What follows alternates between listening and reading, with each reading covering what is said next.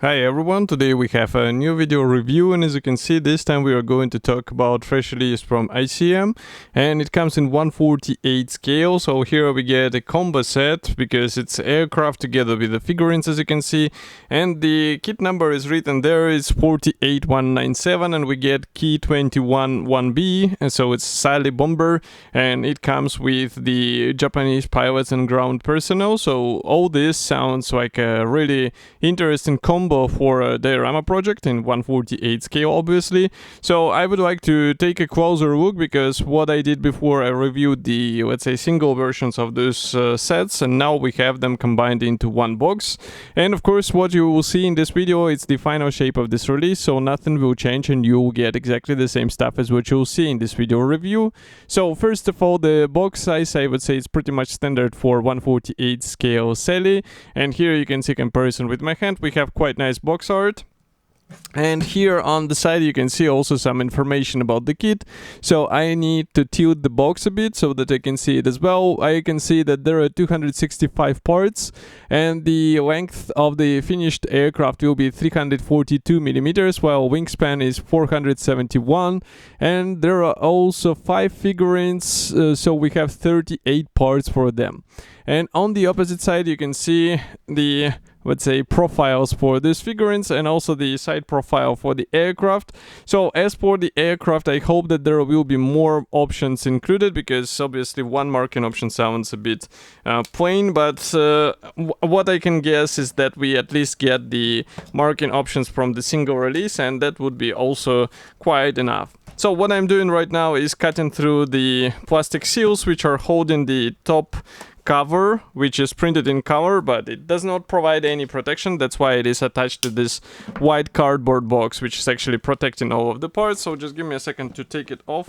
It's better to do it off the table because it's a bit of a tight fitment, and usually I need to really slide it off with a bit of force, because otherwise this part does not go off and it's a bit tricky. I saw some modelers actually tearing it apart in an anger, let's say, because it's really sometimes a bit frustrating to get it off.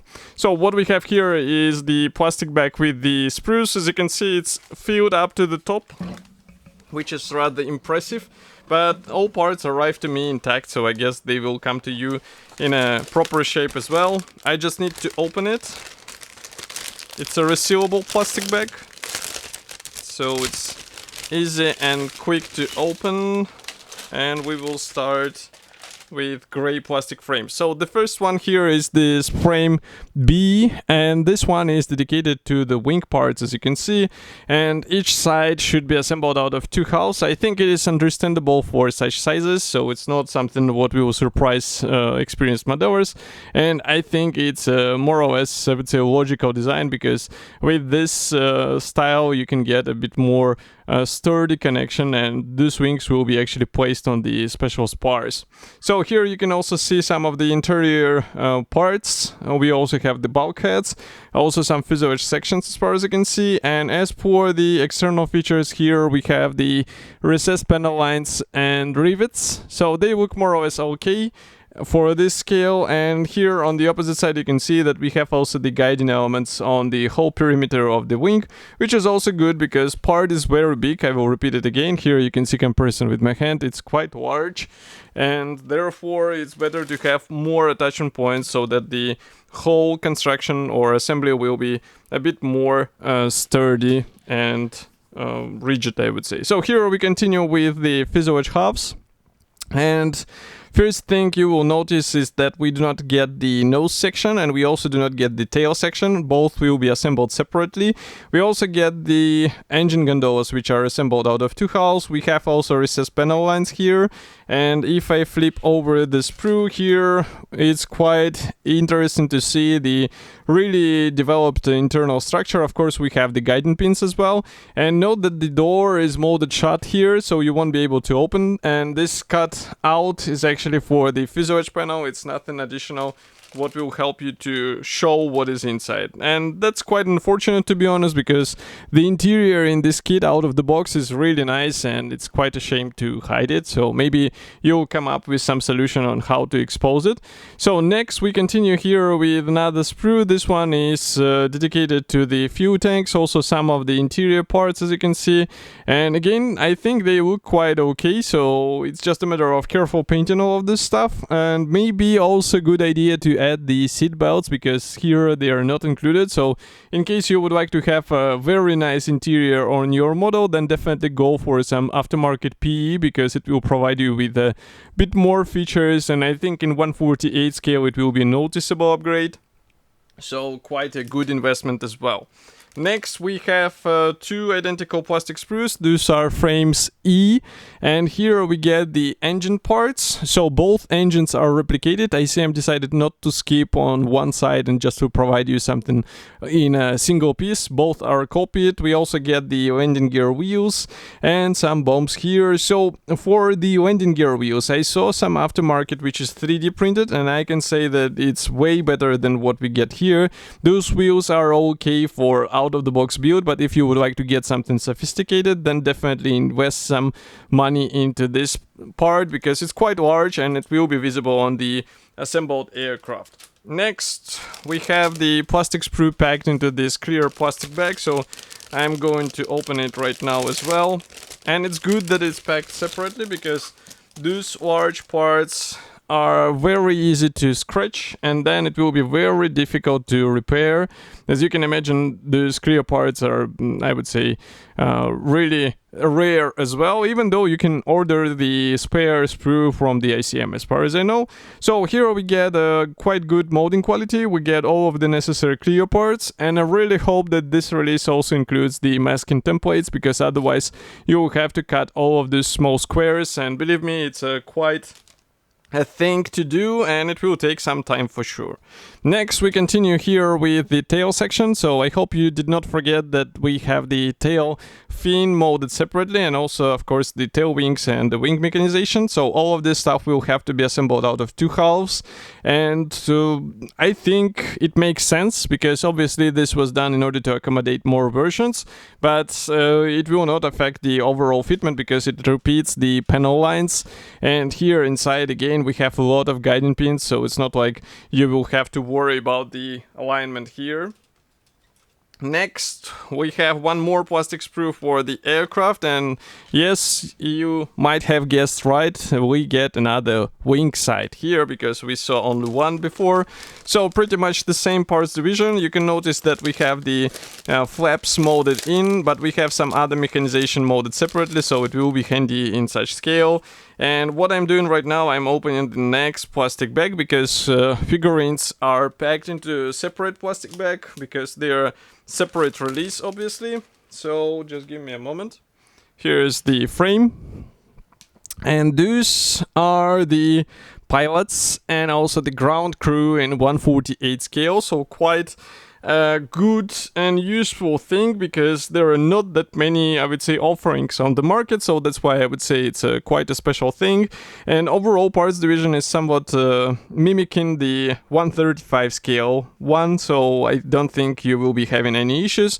The only thing to remember is that we do not get any guiding elements here, so unlike aircraft parts, here you will have to be careful in order to get the right alignment between them.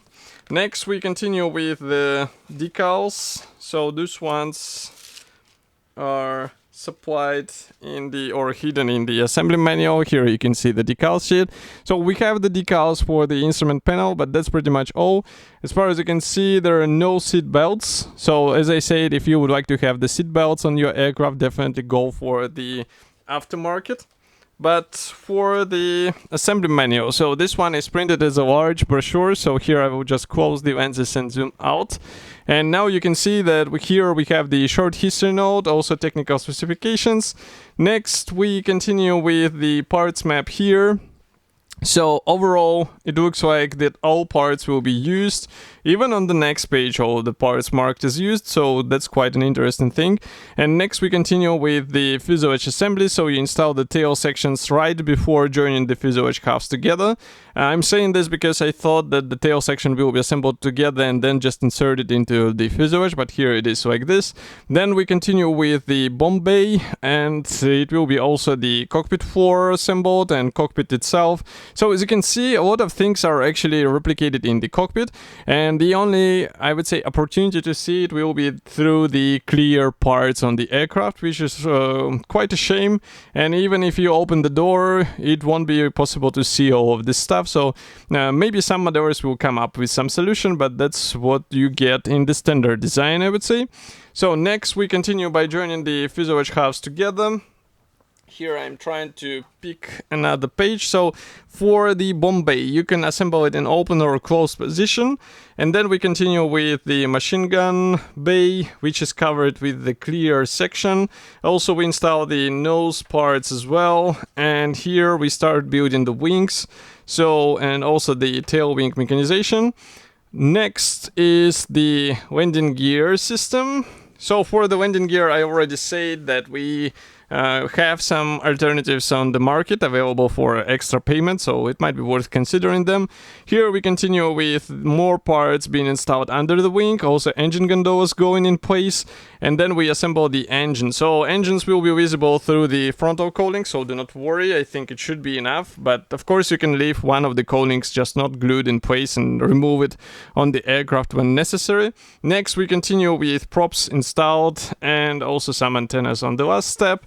Here we have the masking template guide for all of these clear parts, which is very useful. So I think that's the huge advantage of this kit, because you won't have to deal with cutting all of this stuff, just trying to guess it somehow or trying to make it on the clear parts. Next we have first marking option from China 1940. Here is another one from China 1940. One more here from 1941 from Japan. And here is another one from Japan, 1943, quite an interesting camouflage to copy in this size. But that's not all. As you might remember, we also get the figurines. So here is the assembly manual for the figurines. As you can see, it's quite typical, and we even have the number for the separate release. And here from the opposite side, you can see quite nice images of these pilots and ground crew. So it combines the marking guide and assembly manual, so you will know what to do. As for the whole combo set, it should be already available. You can get it in Modelimex webshop. And of course, if you would like to support me, you can do it through the button there. It's support the YouTube channel, and also join the YouTube channel membership. And I will see you in the next video review as usual. Thank you for joining me today, and bye.